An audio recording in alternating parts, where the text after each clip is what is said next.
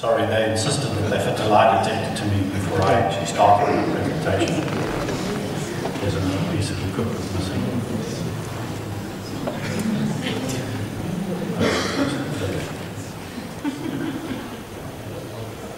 I think Mr. Robin Carr has highlighted a few of the pitfalls which might lie ahead of us as bus operators. And I can only go on what was said this morning many times on the radio and what our Minister, Mr. Pravin Gordhan, said. The budget looks beautiful, everything is fantastic, but the devil really lies in the detail.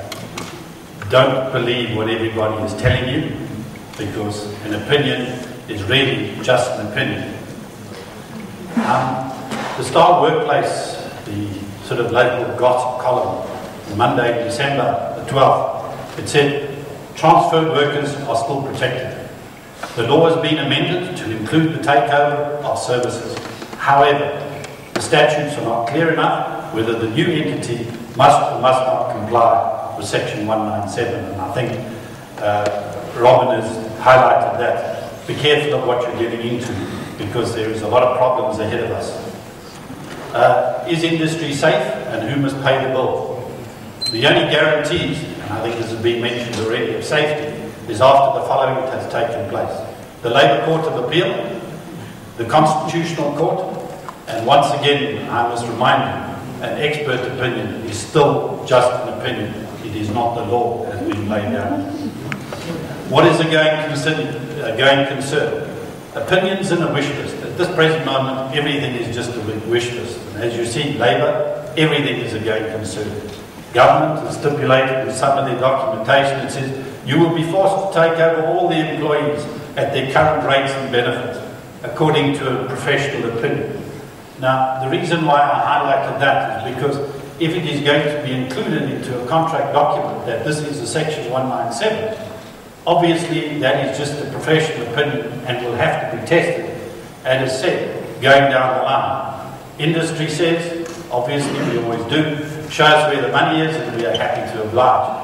I think what we're saying here is when it comes down to the tendering process, specifically because of the length of tenders that are ahead of us, be it the 7-year or 12 years, there is a massive amount of risk that is involved, especially when it comes to labour.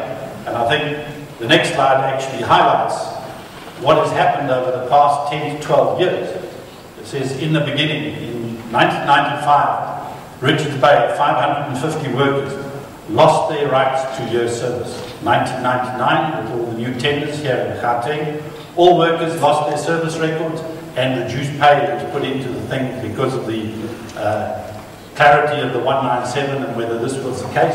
And as has already been mentioned, a lot of the people tendered at rates which was the actual minimum rate according to the bargaining council and not on the current rates which they were earning. In 2000, Richards Bay, 70 workers retrenched due to outsourcing policies. Now, this has been mentioned again, outsourcing. Is this outsourcing? Is it still covered? Some people say yes, some people say no.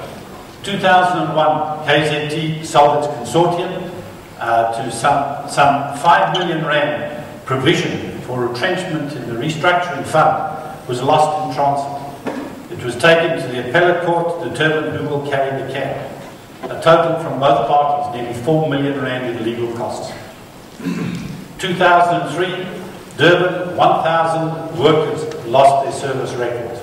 Now, I must say at this particular stage, that was by negotiation and agreement with the workers who actually got their substantial money packages to go to the new services. They were given the option whether to go to the new operator or to stay within the council. They made their choices, and obviously the majority of them actually chose money in the back pocket. 2004, Rustenburg, 550 workers secured an 8 million rand retrenchment provision, which was part of the sale of the company when an expression of interest went out. They also received a 15% stake for free in the operation. 2007, they chose to sell their shares for 7.6 million, wanted cash, not shares. And I think this is something that government must bear in mind when they talk about offering shares to workers. Workers do not want shares, they want money in their pockets. And I think the other thing following on from this is also just as important, because now that they're bringing into the mix the taxi industry, they now believe that they have the right to those 15% shares which were bought back for nearly 8 million rand. They believe they are now entitled to that for free. Yeah, I was told one day there's no such thing as a free lunch anymore. I think because most of our expenses are capped by some lady friend of ours. In 2009, Durban, 1,200 workers' contractors terminated. This was as a result of the existing operator handing back the contract due to operational problems. Now, all those services were terminated by a prior agreement when they were engaged in 2003. It is known as, I think, the Rob Roy agreement that existed in there. The workers accepted that the date of the end of the contract, they wouldn't be paid any retrenchment. So after all that period of time, their services were terminated. No retrenchment package was paid. It was taken to court, and the court ruled in favour of the operator. But it didn't actually rule in favour of the operator. The operator, as I understand, won the case by default. And therefore the case could not go any further because the representatives from the unions and stuff at that stage made several mistakes. They lost it on default, not on fact. I do stand subject to correction on that. The 650 workers that were required now to continue in the service because it had been completely redesigned were offered the same rates of pay, different terms and conditions of employment, and no service record whatsoever. This has been taken to court. People have tried to go through the processes. Nobody wishes to accept responsibility. Not the existing operators that are there, the substitute operators, or the council, or the province. And this is still in a, what do you want to call it, sub judice, because it is still lying. We believe it's going to come to an end. And the only person that will actually suffer at the end of the day is going to be organised labour. The actual amount of dispute, I think, here, which has a potential cost, is approximately 15 million rand, as I understand the figures, which obviously could escalate, as we all know, that your retrenchment and stuff goes along according to the existing rates and not the previous rates. So I think the word of warning here is, whatever people have been telling you and what all the court cases have said, there is no certainty until such time as you exhausted all the legal channels. So as a new operator coming into this, understand the pitfalls that have already been highlighted in the process going forward. I've lost my lie detector.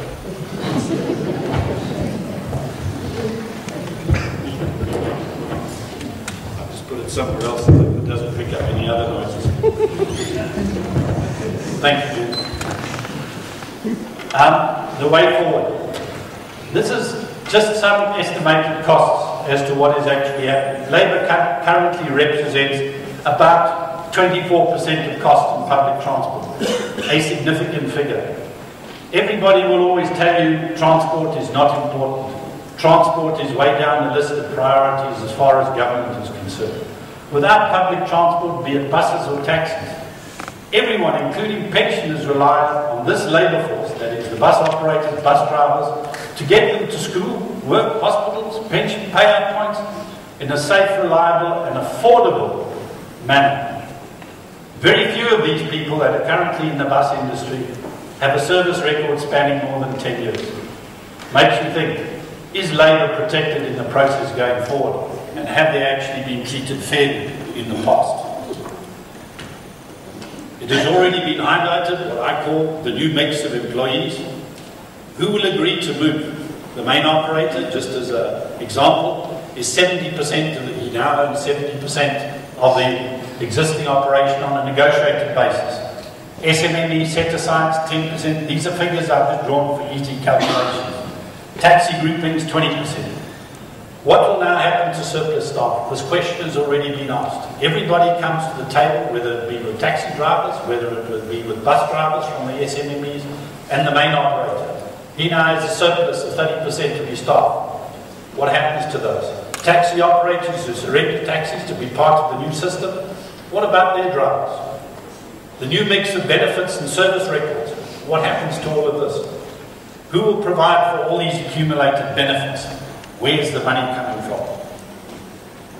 I've just done a quick extraction from just the basics of the new tender system, grosses against net. I'm not really interested in the first part. Who owns what? The contracting authority owns the fare box. They own the assets, that is on a gross tender basis. They authorise.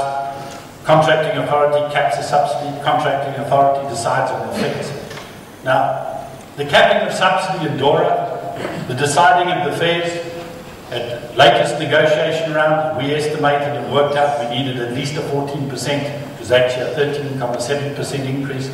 We were capped by the Department of Transport at a 7.5%. So we have a problem here. It's a mathematical problem. And the contracting authority outsources employment. Is this Section 197? Will it be construed as labour broking? Outsource management contracts.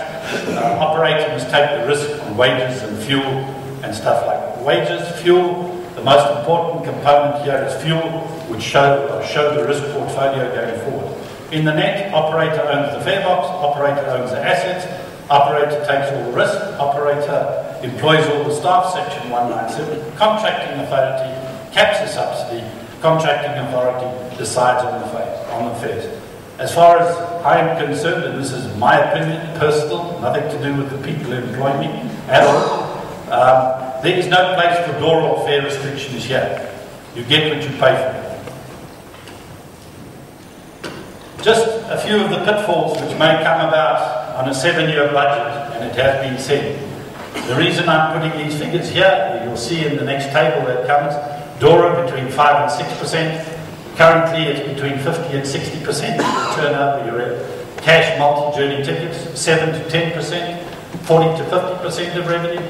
Wages, 7 to 10% increases, 24 to 28% of costs. Fuel, 25 to 32% of costs. 26. In a year 2, there will be a 7% shortfall. Year 4, a shortfall of 12%. In year 7, a 31% shortfall. Basically what we're saying is, let's kill the business.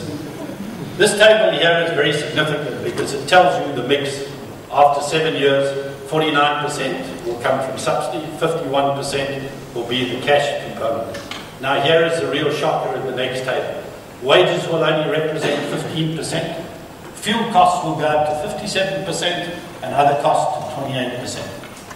Now, I think you can see the under-recovery in the 31% after 7 years. A risk which not even the banks will take, so you will not get any money. But I put this in here, getting close to the end. It's bad DORA, found at last. I don't know where she disappeared to, but I do believe here in Gauteng we've already proceeded with divorce proceedings against her to get rid of her. And good DORA, here is your money back. No cap in hand required. Now, I know there's a lot of you that will actually question some of my calculations. That's why I went so quickly through the table over there, so you wouldn't actually see the figures. The new calculation, and this has been mathematically proved, is now on Excel 2020. I think you can see there how the calculation is done. Hard work is going to give us a 98% performance. Knowledge, 96% performance. Attitude, and this is where we want the government to stop. Hard work, knowledge, and attitude. Please, the last two I'm not going to be reading out here. What I'm saying to you, please, show us exactly what you're looking for. We don't want 103% from you, nor do we want 118% from you. We're happy with 100%. And that's just to show you the latest taxis that they're running now in Italy for a long time, 80-seaters. Electric, they will not actually be subjected to the fuel price hikes. So maybe we should get the taxis into electric because their maximum speed is 60 km an hour. Thank you.